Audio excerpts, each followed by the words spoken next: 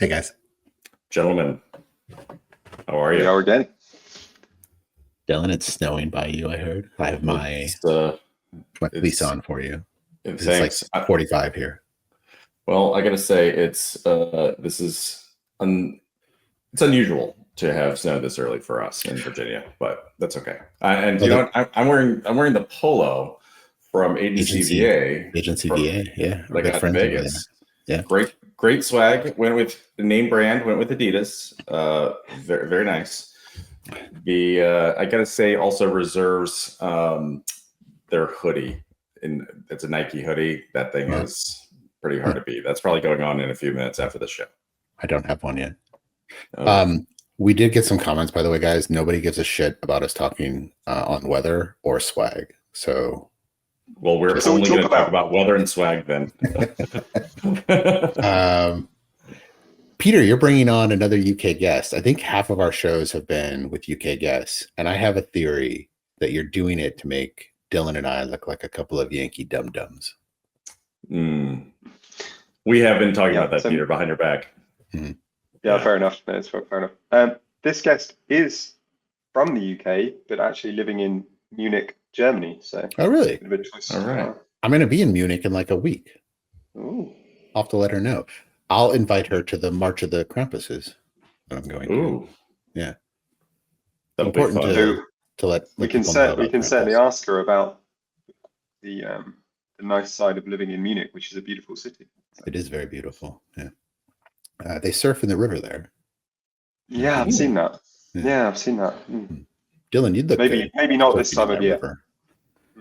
Never know. Dylan, you'd look really nice, I think, surfing. You know what? I think they do. I think they put wetsuits on. Dylan, though, would look great in a Speedo. Yikes. Nah, that's really not my style, but that's a reserve branded Speedo. Yeah, well, I mean, if it's really a great product, I'm gonna wear it on the show. Yeah. So or maybe Laura on the show.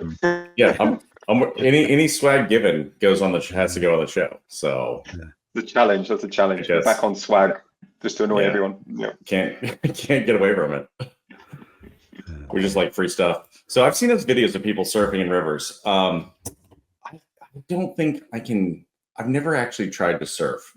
Like the idea of standing up when you're the taller you are, the higher up your mass is from the point of contact on the board. I just don't have great balance. I'm going to bend your knees. Yeah. All you need to do is bend your knees. But also short people bend their knees and then they're lower than I am. I'm just saying or cut your feet off. Ooh, that will help. Just nubs on board. I like it. Get those little like prosthetic things to like insert your feet into. Your leg nubs. Like plungers. Yeah, it would help. Yeah. No, I'm going to fall off Dylan, that board. I have a lot of great ideas. A lot of great ideas for niche sports for you. You're quite the engineer. Yeah, also. Thank you. All right. Well, listen, we have Peter. Do you want to do a quick intro on our lovely guest, and we'll invite her on? Yeah. So Megan is the founder of an Insurtech MGA called Anansi. Hopefully, I'm saying it right. You can correct me if I'm not.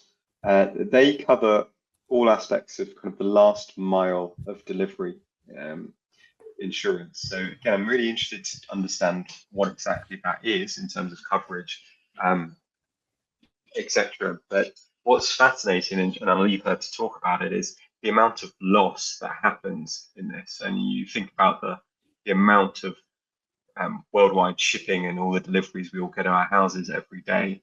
And you think of the various things that can happen in that last bit of the journey to your house. And Megan is someone that's really created a great product to solve what's clearly a massive pain point in terms of loss of value at that point. So yeah, really interested to hear all aspects of her product design, the tech that she's built into it, also her experience with some really exciting kind of members of the insurance ecosystem. So working with the capacity providers like Greenlight Re. I think she's also got some investment from them as well. We can hear about that, along with a very interesting company in the UK called One Advent that supported a lot of that and was a fellow member of the Lloyd's Lab cohort as well. So lots of excellent points to get into. Yeah, very cool. Very cool. All right, well, let's bring her on. Right. Megan. How are you doing? Hey, Megan. Hi, everyone. Can you hear me? Yeah, we throw you right in. So I don't think we gave you any advance notice of that, but it's better this way. It's like more natural, we feel like. He just likes torturing people. It's fine. Oh, It's I no was big just deal. sorry. I was just fiddling around with my settings.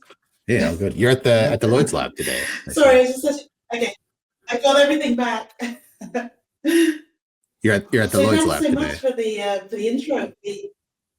I am at the Lloyd's lab. Yes. Yeah, very cool. Very cool. Yeah, Peter, you don't have to intro yourself. Peter did a really good job. We vetted that. Well, hopefully I said the name of the company correctly. Yes, the name of the company is Anansi. I think you got it right, Peter. Peter, Nailed you're it. doing good. No problem. Yeah, you're doing There good. we go. He was worried about it. I wasn't worried about it. But Megan, Peter was telling me before we started recording that you're also in Munich now. So you're splitting time. I'm going to be in Munich in a couple of like a week. So we'll have to try and meet up. I'm going to watch the Krampus Yeah, march. definitely. Yeah. So I don't will know if you're definitely be into there. yeah. Great. Yeah. Guys, do you know what Krampus is? Dylan, Peter, you guys know? I do. Not the horror movie. It's like a real thing. It's more like Doug, you send me Krampus images every year, every single year, including this year, in the last few weeks even. So yes, I want to make sure you're going to be a good boy, so you get presents and not a visit from Krampus. Terrifying. Megan, thank you for coming on and putting up with our shenanigans, our pre-show shenanigans here. But we will take this more seriously now. So Megan, we've known each other for a while. I see you at all the events. I think you were one of the first people I met in London going to events like ITC out there and Insights. Insurtech Rising, I think maybe, is where we originally met. So I've loved watching your journey and growth of the company. But yeah, maybe for everyone listening, do you want to do kind of a quick recap of your journey? Yeah, like how you kind of got to this point with what you're working on.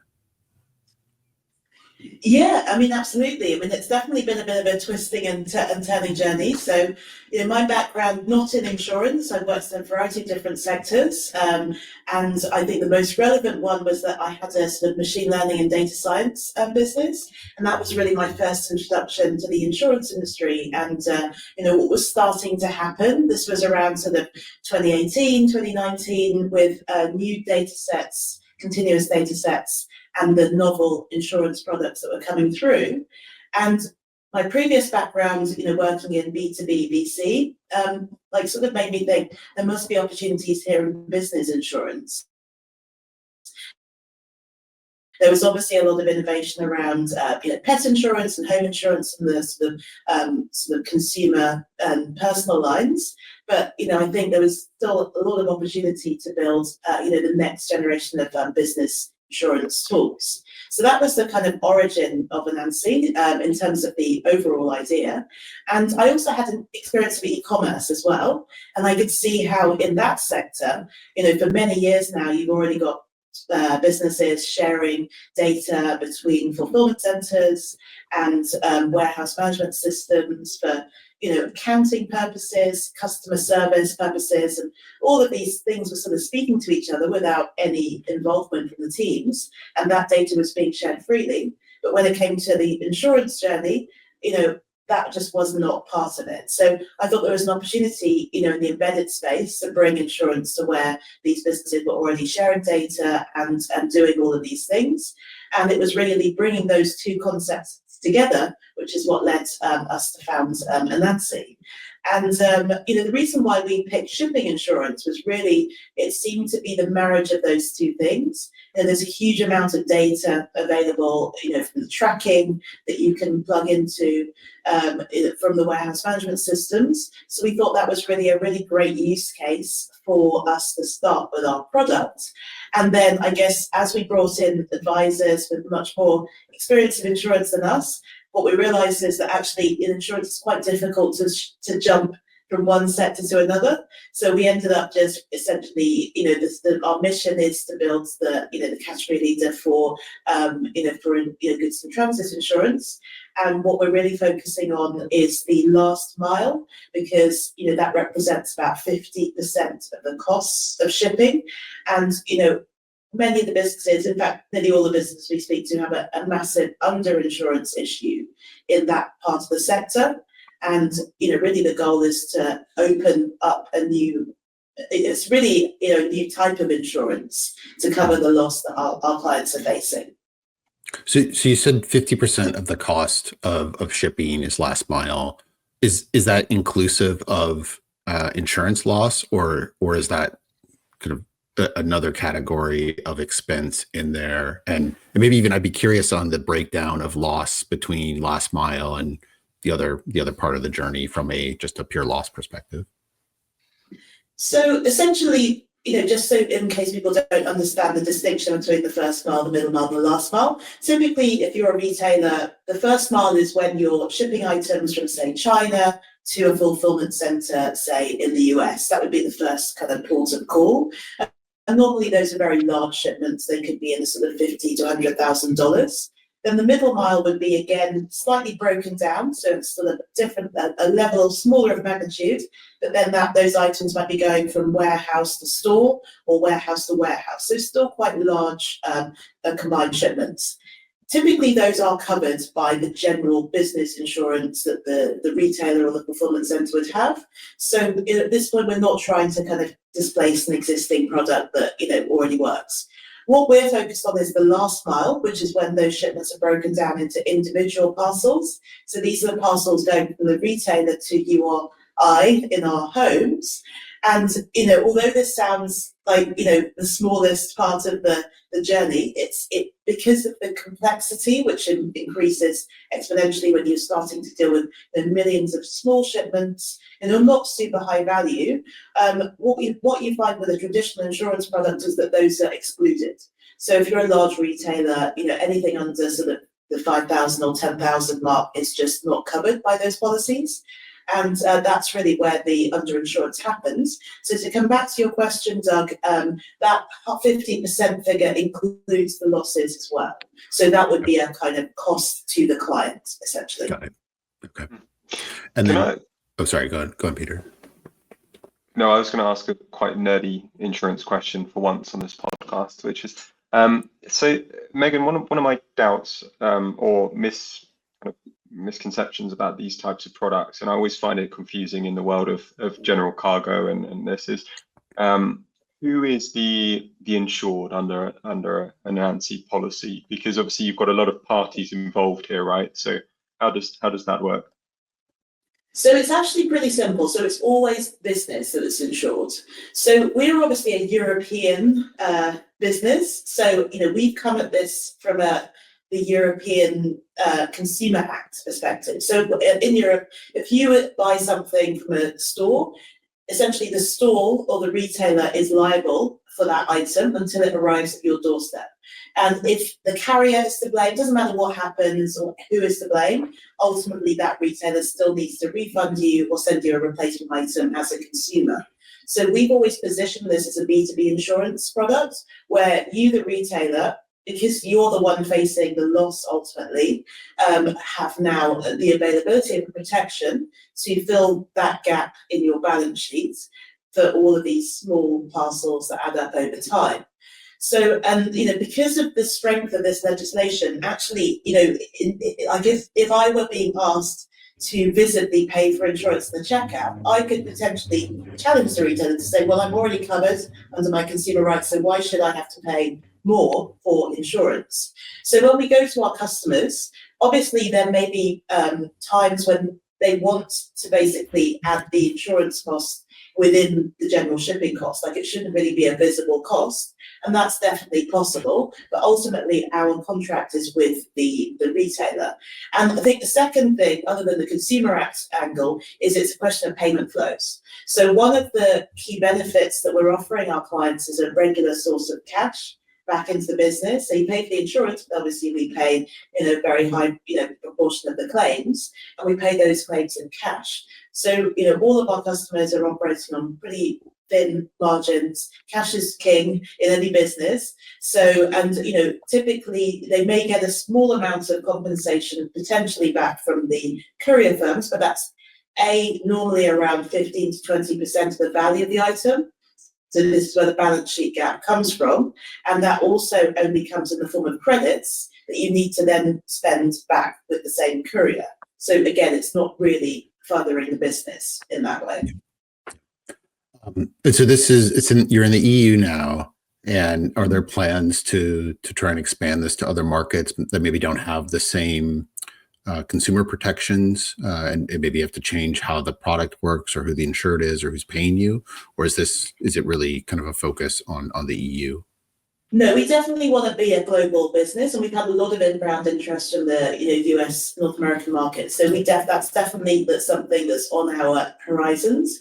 And one of the big shifts that we made this year was, as you mentioned in the introduction, Greenlight Re is our kind of cornerstone capacity partner. So they're obviously licensed in every country in the world, and we've moved our product onto a Lloyd's paper. So that obviously provides us with a much better platform to internationalize this product. So, I'm working with One Advent. That's enabled us to provide a pan-EU product effectively. But, we definitely recognize that, as we enter the US market in the next year, we will need to make some updates and changes to the way that we, price the product and how the claims system, Dylan, we've talked about this, how the claims process will work, obviously to comply with all the regulations. But I think the core value proposition that retailers, that we want to have an interaction with the retailers, in particular on the payment flows, is still going to be an important part of this product.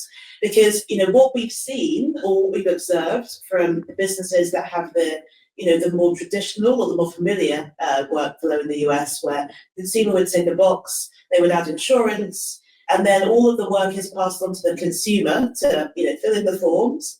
And then, obviously, if that claim is approved, you then need to trigger a micropayment to the consumer, and that's a very costly and frustrating admin-heavy process. Whereas, clearly the consumer will have to provide information if something was lost or damaged into our system. But if we can keep the payment flows on a weekly, on a consolidated basis, there's a huge operational admin and cost saving there.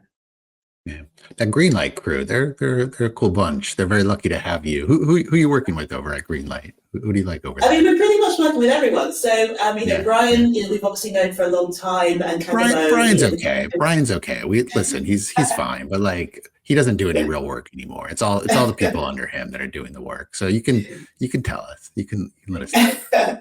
But Kagabo, honestly, we have to thank the underwriting team, because clearly the heart of any insurance product is underwriting and pricing. And we've gone through a few iterations of our product. So what we did this time was we worked really hard with Kagabo and his underwriting team to make sure that the loss ratio targets and the pricing were exactly where they needed to be to make the product competitive. And it's completely transformed, how we're able to start scaling with our clients. Yeah. And shout out to Brian, Doug, because he does actually have one of the most viewed clips on the MGA. I joke with Brian. Brian's a good dude. The whole crew is great over there. Yep. Yeah, we need to get these guys on at some point. They've been super successful. I mean, it's really great working with a crew that have been in this game since 2018. They've made some really good bets, and they definitely know what they're doing. Brian, I think Brian remembers this. Brian used to work with a guy named Isaac, who's no longer there, doing some very cool things though on his own. He's his own MGA now. Brian and Isaac were the first two people I met when I was building my MGA, and I pitched them on commercial auto, and they're like, we don't like commercial auto, but through both of them, I met my actuary, Amit, and ultimately, I think probably Dylan to one degree. I think we met via some connections I had from the Greenlight crew. So yeah, early in the game, definitely the most. I think if you can partner with if you're building an MGA and you can get Greenlight to partner with you, that's a big win. So Megan, congrats on that.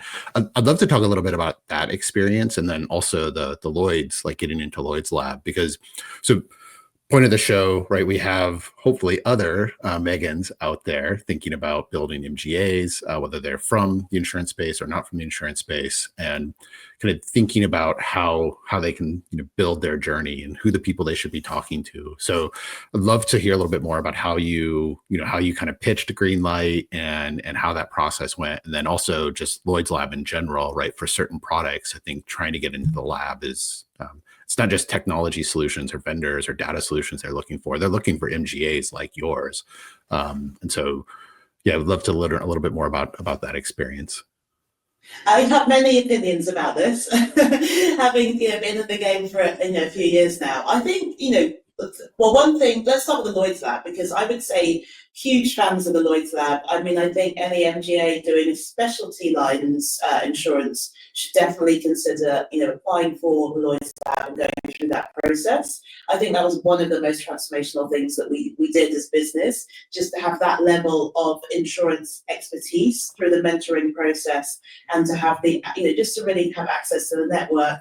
And we really threw ourselves into that process. We devoted a lot of face-to-face time, meeting people, having the coffees, and just try to understand the Lloyd's market, what the best way of getting support and getting a product through. So I think what the team at the lab are doing is incredible, and anyone thinking about should even just go to one of the events that they run to learn more, even if they're not ready to actually start pitching their Insurtech, but just get a bit closer to the community. I think that's a really it's a really helpful step on anyone's journey. And then I would say this is not the first iteration of the product. So the reason we worked with Greenlight this time is that we did have a previous product, and we were experiencing a lot of issues with that product, and they all related to loss ratio targets, the pricing model, and just getting the right balance between the insurer's economics and the customer's economics in a low margin environment.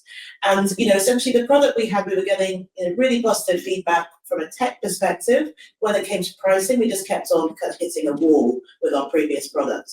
So what we had to do this year was essentially reformulate everything, blow up our insurance business, and kind of start again. And that is a rough time for any MGA to do when you've got investors breathing down your neck. You've got targets to meet, but sometimes I think you just need to kind of do the right thing, rather than the thing that you really, you would rather prefer to do. Sometimes you have to make these really hard decisions.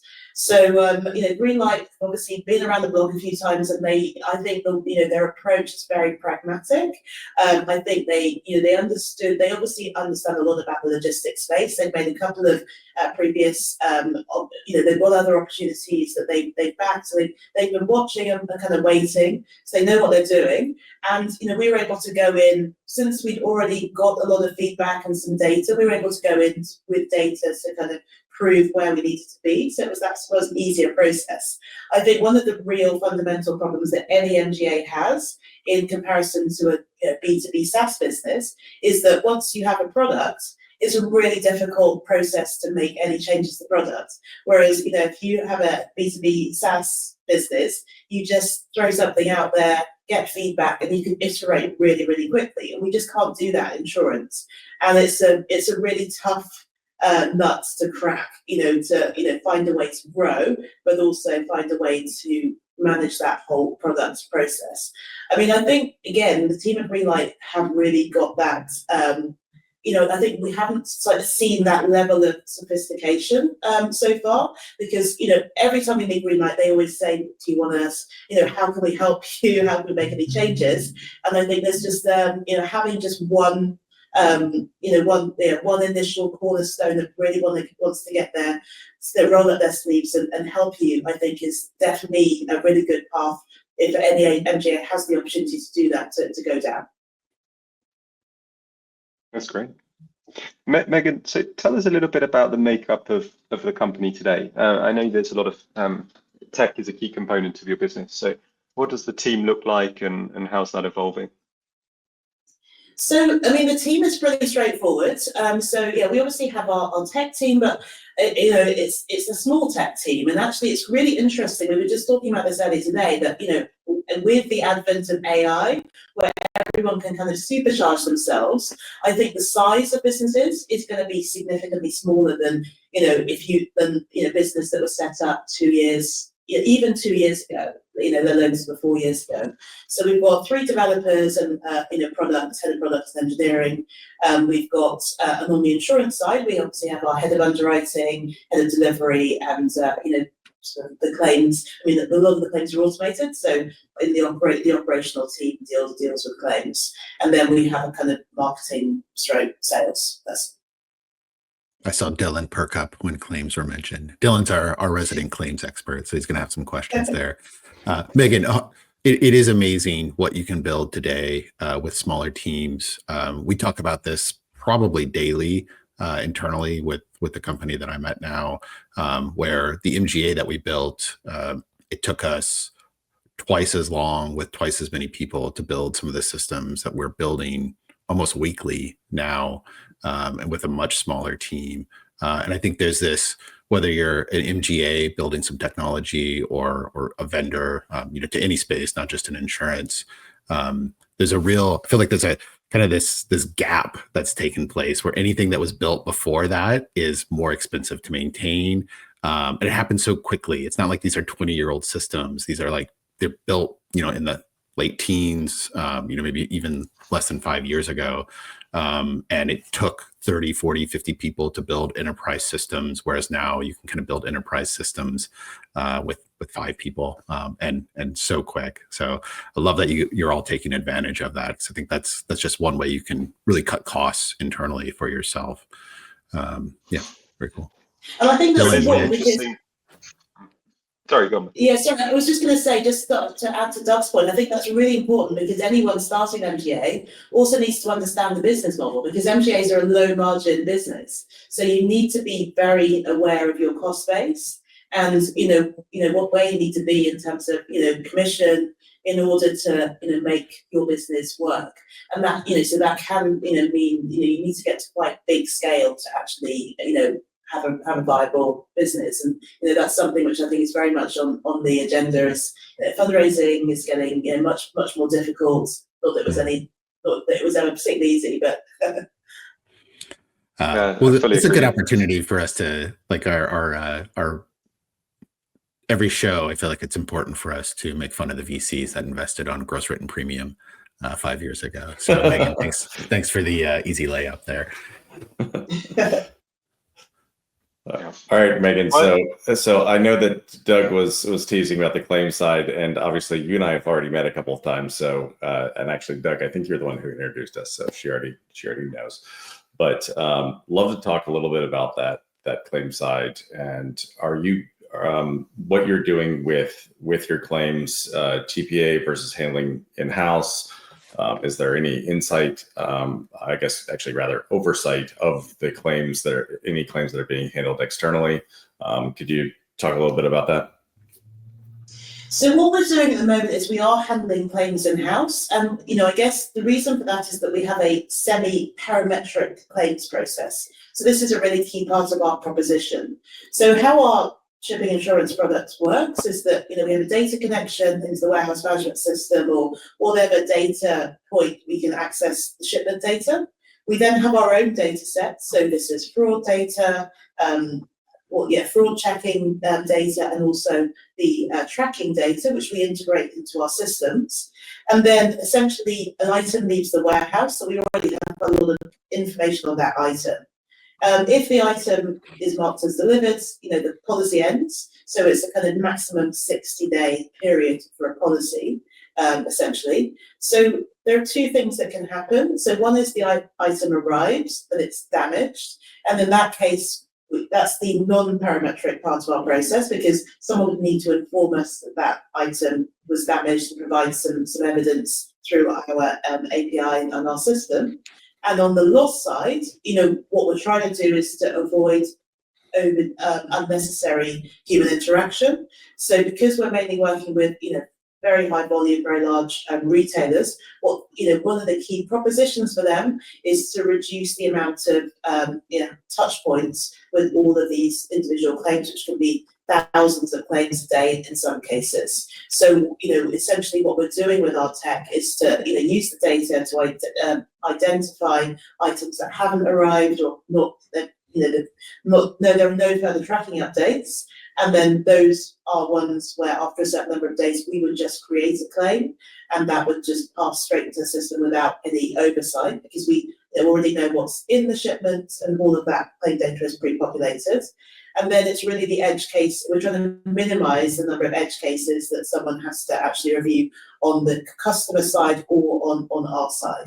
So at the moment, these edge cases, we're able to deal with that in-house. But obviously, as we grow and move into, looking at the numbers that we'll be scaling to, in the next couple of months, that is something where we are looking to bring on a TPA. And the second reason is obviously to enter the North American market, we would need to be compliant on a claims basis.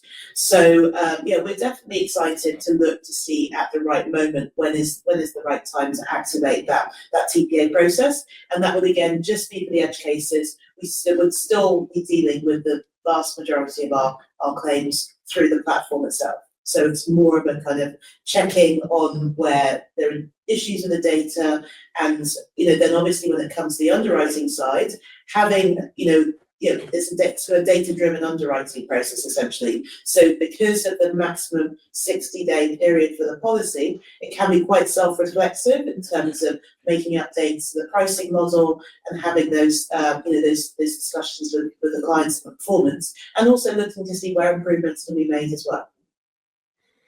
So questions on the payout. So obviously you were mentioning earlier that you aggregate these, throughout a week or whatever period of time that you can pay a single payment out to reduce expenses, which is, I'm sure every accounting department appreciates that as well.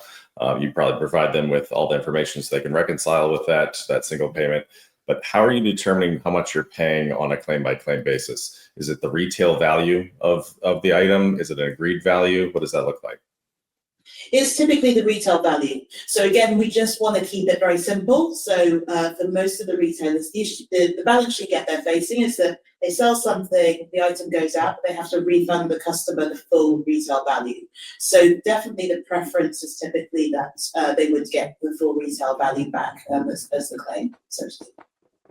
Sounds great. And that information we would have available from the warehouse management system. So, there's no opportunity for someone to tamper with that, because this is, we've seen this for some of the other businesses in the market, is that, if there's an opportunity to make any changes to any of those data points, it's like an open door to fraud coming in. So if we can essentially have the claims data pre-populated and no one can actually touch it, then again, it just reduces the work we would need to do on the claim side to then be validating, was this a fraudulent claim or not? Because, it was the same shipment left the warehouse, essentially. Sure.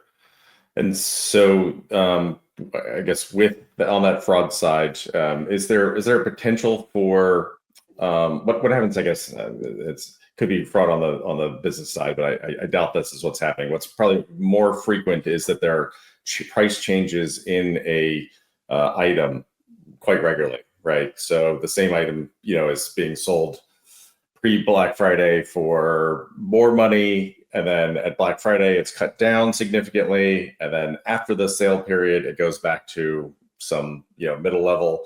And so you had 3 price changes in a 2-week period of time, very likely during the holidays. So how are you? Is it at the time that the item ships, you're able to capture that data, know what that was at that moment, so that if it changes, you're paying that no matter what, or are you paying the cheapest price in the 30-day period of time? How do you resolve that?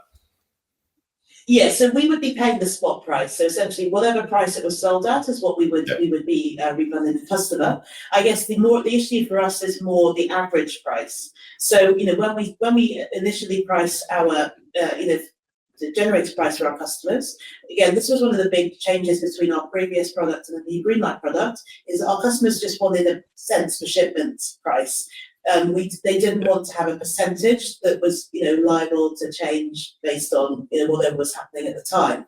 So having that certainty over what the insurance is going to cost over ideally a good amount of time, a year, or depending on what happens, is also something that's given our customers a lot of confidence that they can just embed this fixed price into something, and they would have good notice of when we did need to make an update. Because I think generally, as you mentioned, over time, the average is about the same. It's just there will always be sale periods and ebbs and flows over the year.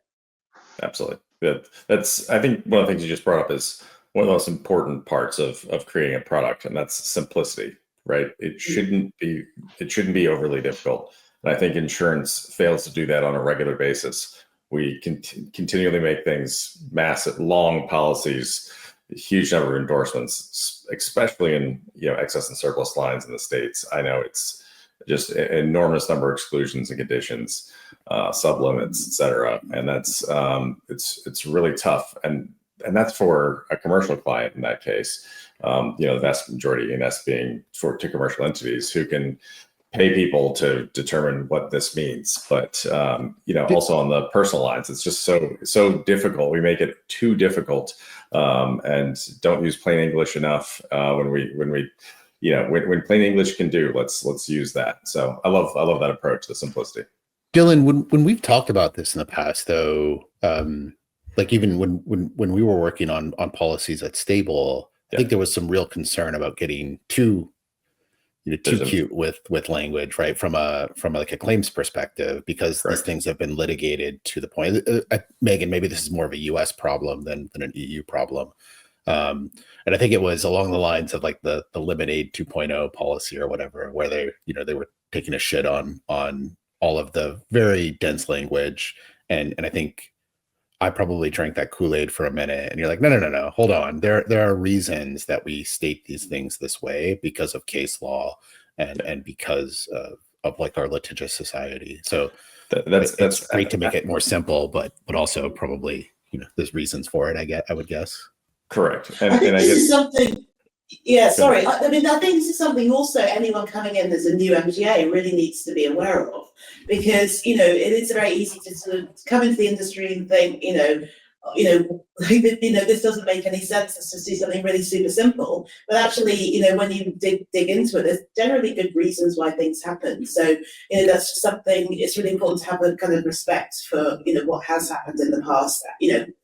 Megan, this is why I like you so much, because every time I talk to you, I forget that you're not originally from the insurance space, because you have a respect for it, and you're just, you've educated yourself so quickly on it that I'm like, oh, hold on, yeah, you were a data scientist. You were, actually, I think we met maybe through Renew originally, like all your data science connections that you guys had, and many people come in with not the approach you have, right? The approach you told it like, hey, these guys are old. They don't know what they're doing. Like, let's upend the whole system. Like, no. Like, have some respect for what we're doing here. It is like, there's reasons that we've set these things up this way. And yes, are there things that could change?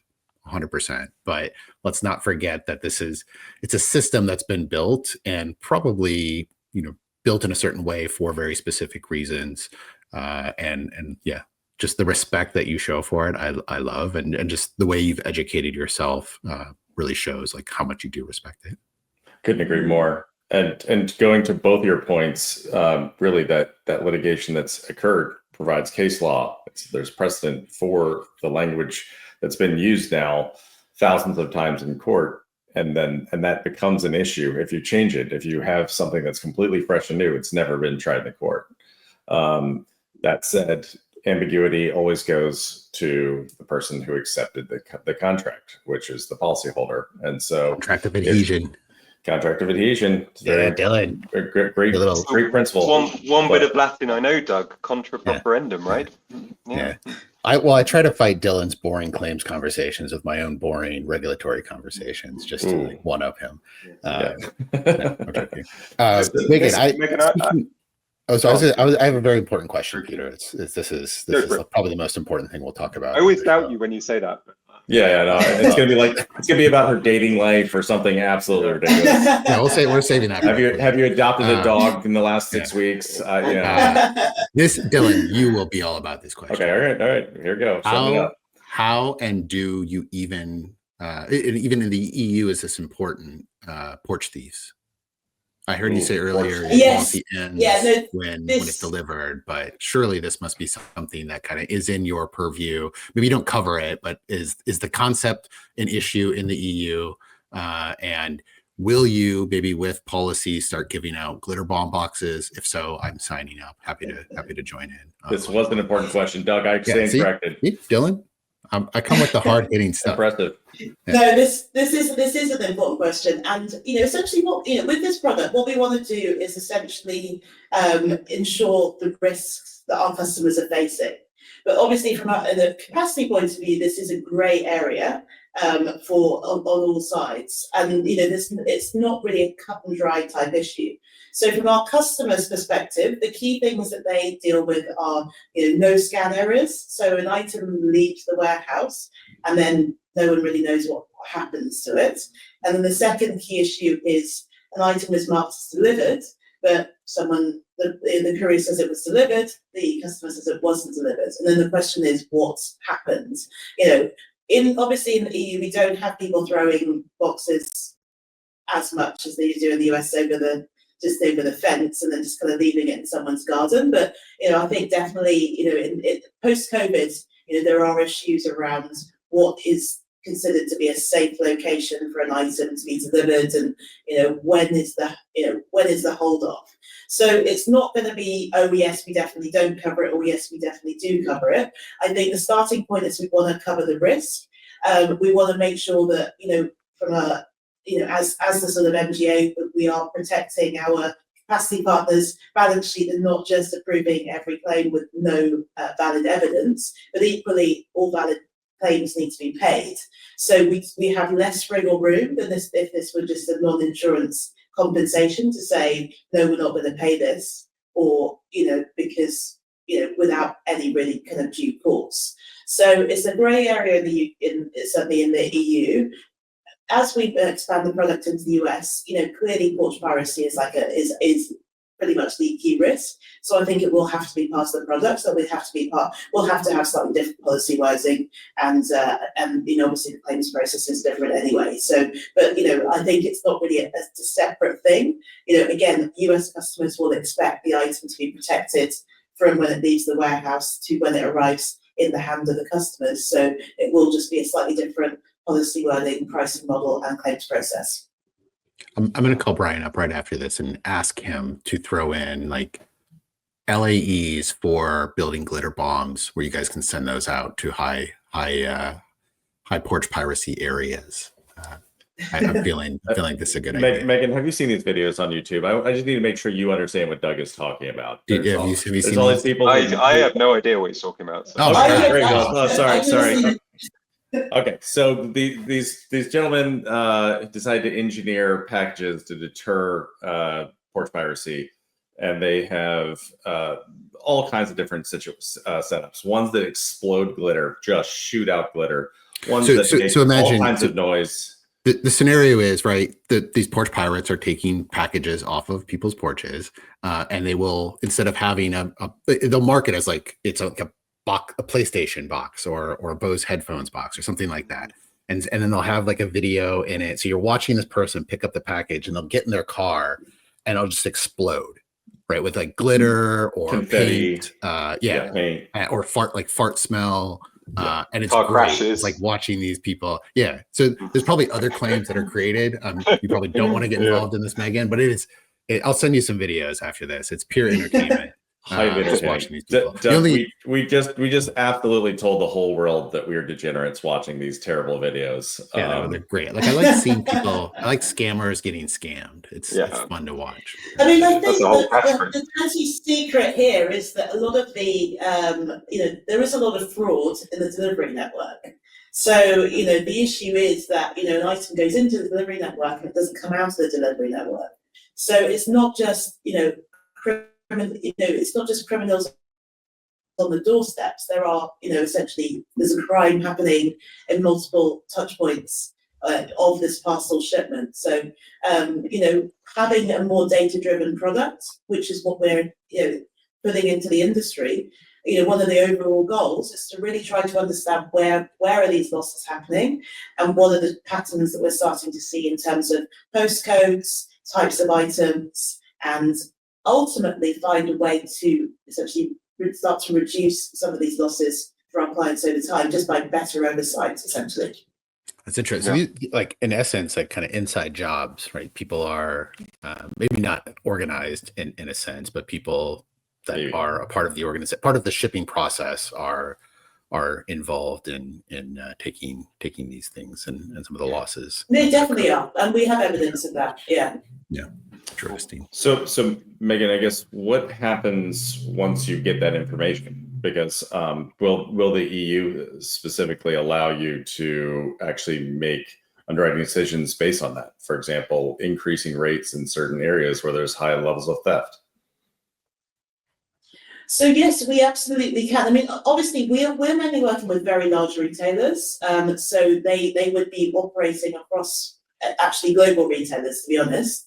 So, and as I mentioned before, our current pricing model is on a pence per shipment basis. So we're looking at averages, but, ultimately, in order to bring that average down, we would need to, essentially what they want to do is to move the management of this risk over to our platform. And part of the service that we offer is not only insuring the shipments, doing the claims process on our side, but also to then provide the data services back to them to help to, direct better decisions on courier selection, to maybe mitigate some of those geographic issues. Yeah. Okay. And then one of the things you talked about was the data that goes along with this. And one form of data that really just hits me as one of the most important is photographic data, right? So making sure, I mean, in the US, Amazon takes a picture of every single package when it hits your porch or wherever they're leaving it. And that pretty much closes out a claim of theft for you on the porch piracy situation, at least in the States, right? Because now you're saying, we've done our part, we've delivered it to your home safely. So unless it was stolen en route, right? It's like they opened the package, pulled something out, closed the package, and left it on your porch. Obviously, there's that situation. But once package is on your porch, now it's your homeowner's policy, right? It's your renter's policy. It's your personal property, rather than being a delivery or last mile delivery situation. So I think, are you getting that data right now from the delivery companies that you're working with? Yeah, so we are getting very granular data from the clients that we work with on what is going where, and which of the various delivery companies they're working with, because obviously most of the retailers are working with up to 40 different couriers globally. So there will be a lot of data available, and ultimately what we'll be able to do is actually to price, or to know what price for the various courier firms, we'll be able to essentially look at the shipment, know where it's going from and to with which courier firm, and be able to price that quite precisely. Yeah. I mean, I think the biggest, so the best information you can get is from that video and photos. Yes, also inside of the vehicles, an Amazon vehicle or similar, they have cameras there as well, cameras in warehouses, cameras on the conveyor belts. It's getting harder and harder to have the theft be part of the trusted team of from retailer to courier. It's with that data there, you can be finding the folks who are responsible for this many times, other than the porch pirates, which that's a lot harder. So, but if you're ending your coverage there, when it's I can imagine you getting down to with your risk management platform, the information that you're providing, and then potentially some kind of SIU service for special investigation unit service for the tracking down the video and the footage related to where that package was at all times. So I mean, if you know that package has been scanned onto that truck, and now there's a video of the entire time of the back of that truck, I mean, where can that package go, right? Stealing it is much more difficult. Yeah, I mean, I think that's the gold standard. That obviously you have video tracking for every scanning event. But I think one of the issues that our clients are dealing with is just the complexity of getting to that point where every single touch point is scanned. And I think there's many businesses we speak to which are dealing with way more basic issues in terms of data quality and data collection before we even get into the future of having almost 360-degree sort of understanding of where a package is and what has happened at every stage in the journey. So I think there's still an opportunity for us over the next few years as they're working through that complexity to provide the product. And I think the other thing that we are going to have to deal with is obviously AI and image generation. And I think there's going to be a lot of fraudulent image generation coming through in the next few years. So having and we've already seen that with customers starting to, I guess, ask for refunds for items that were not damaged with an AI generated image of a damaged item. So again, that's something. Again, retailers just don't have internal capacity to they're not fraud companies, they're retailers. So again, that's something else that with the as we continue to evolve the product, we can support with that decision making, so that they can go back to their customers to say there's a valid reason why this is not a valid claim. Yeah. Megan, what are some of I really like, just for everyone's reference as well, I really enjoy your LinkedIn, both your personal and the company one. It comes up with some really interesting stats and headlines and really talks to the heart of the industry you're serving. Talk to us a little bit high level, kind of what is this type of loss? What's the economic effect of this loss for your customers? What's the pain point there? So if you take a retailer that would be maybe doing 50 million shipments a year, the loss that they could be making across those shipments could be, say, 10 million a year. So although it's maybe 0.1% or something, because it's the average order value is such that it could be, it's not just the loss of the items that are not covered by any other form of compensation. It's also the fact that there's teams of people in these large retailers who are currently across customer service and claims who are trying to manage this whole process. So really the value proposition for this product is that to fill the balance sheet gap, that's the biggest hole. The second thing is to maybe have a reduction in rates for the courier firms, so that the retailer essentially has an independent insurance, a regulated insurance, rather than a compensation that may or may not come, and as I mentioned before, just comes in credits, not cash. And then the third main benefit is to reduce to redeploy the people that are currently just filling in claims forms and customer service queries, who could definitely be doing something a lot more additive to the retailer's business.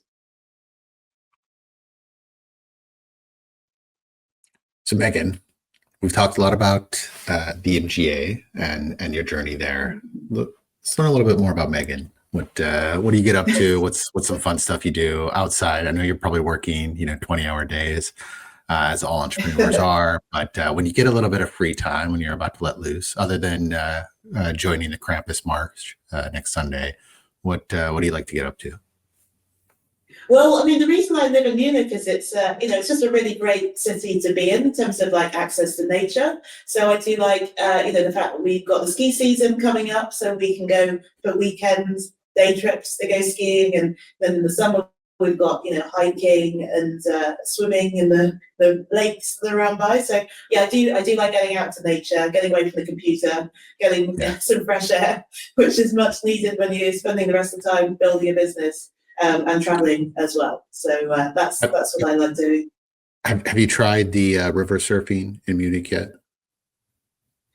So I've tried to be ice bathing in Munich. So this is a thing that people like to go ice bathing in the river first thing in the morning, and it's a load of people that go together. It's a kind of communal thing. It's really fun. Yeah, no polar bear club. That is, I can't imagine jumping in an icy river. That's very difficult. Dylan, for such a big, strong American, I'm really disappointed. I don't like the cold. I don't like the cold at all. Yeah. You just get all the endorphins afterwards. Oh yeah, cool. Yeah, think about all the dopamine, endorphins I can get from resting a critter in the Everglades. That's you're nice and warm there. It's like it's an great. alligator, Yeah, whatever. crocodile. Which which one's in Florida? Crocodiles? Mostly alligators. Florida, Yeah. So yeah, tons of alligators. The You're not in invasive Florida, Dylan. pythons. I know. I should be hanging out with Paul Gagliotti down there or something. Yeah. I can't do the cold. No silly hobbies like I don't know, Love Island, Megan, or something like what's a guilty pleasure? What's I would say my friends have always laughed at me because I'm either completely full of high-end business bios or completely trash fiction. Yeah. And there's no in between for me. I'm a very extreme person, so it's either Love Island or the news. There's no middle ground. Peter's a big fan of Love Island, I hear. Massive fan. Yeah. Oh, very I cool. didn't even know it's still on. Is it still on as a series? I didn't even know. Doug will know. Peter, come on. It's don't play coy. It's fine. Peter, this is so Megan, at the end of every show, we do like to try and make it a little bit more highbrow with this great question that Peter's developed on legacy. Not the restaurant on 37th and 7th in New York, by the way. Which we've been to, which was good. We've been to, yeah. Peter, all you. Yeah. Megan, Doug's pretty much teed it up, but yeah, obviously you as an entrepreneur and creating your own business and achieving these great things, what do you see as your legacy from the world of insurance work? I mean, I definitely want to build a legacy in helping other people from the non-insurance industry come into, building MGAs. So I wrote, actually talking about LinkedIn, I wrote a LinkedIn post a few months ago about the 10 things that I wish I knew.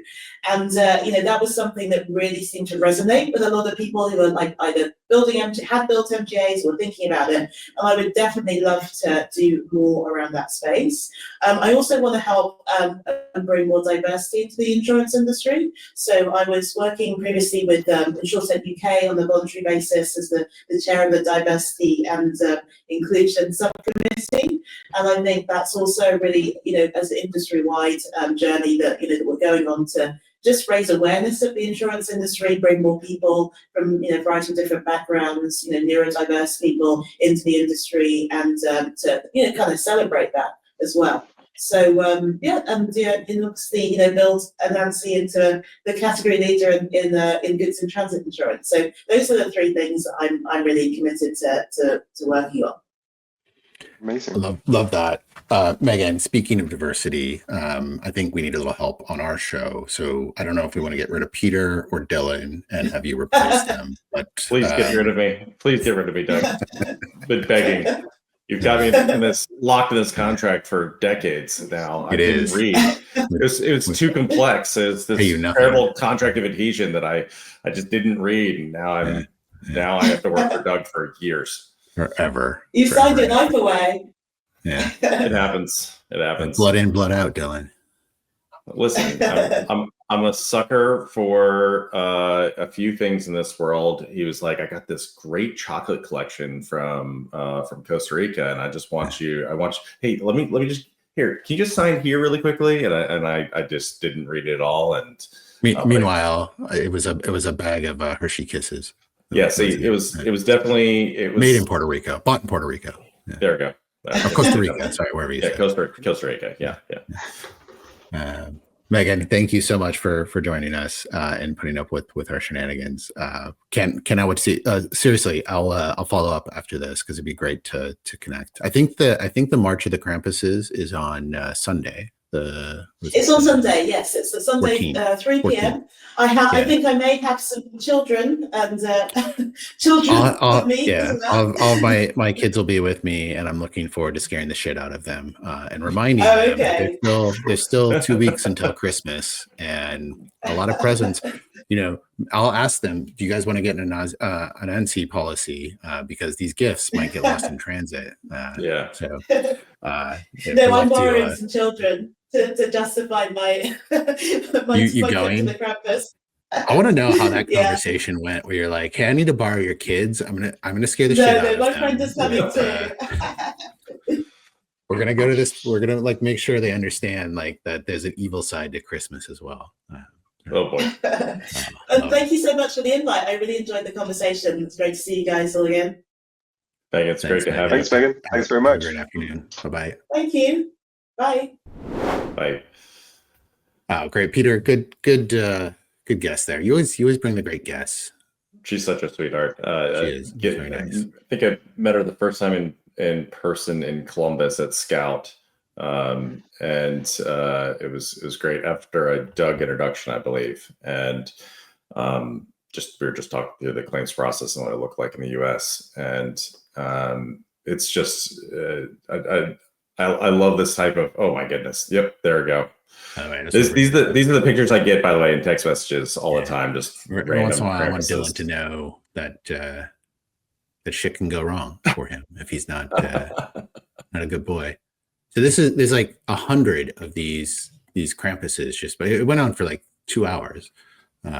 Just these Krampuses walking down the street in Munich.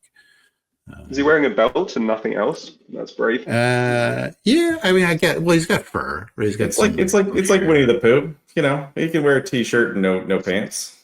Yeah, Pooh Baron. See, I think I have a video here.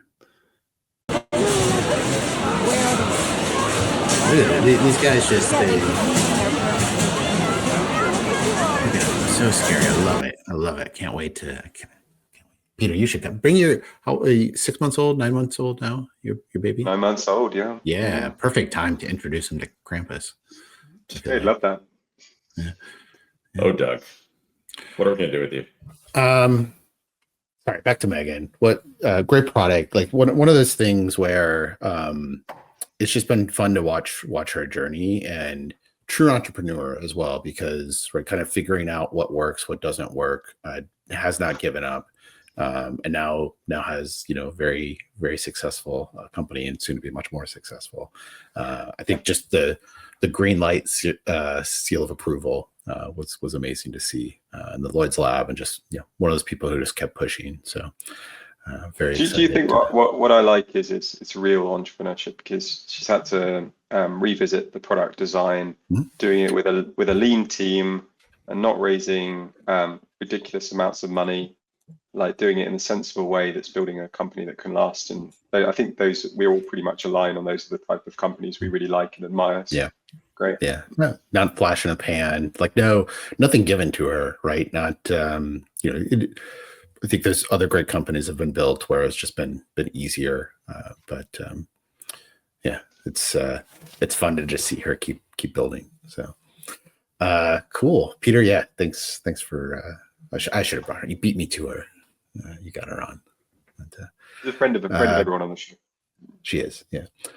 Guys, what's cooking? It's Friday. Got a big weekend ahead. Dylan, what are you doing? What are you blowing up this weekend? What's half of North Carolina or Virginia? Nothing is being blown up this weekend. I've got a ton of work. I was in the mountains and then Mexico City. Saw Jeffrey Nolte, another friend of the show, who looks like bringing on a guest here very shortly to the show. So that'll be great.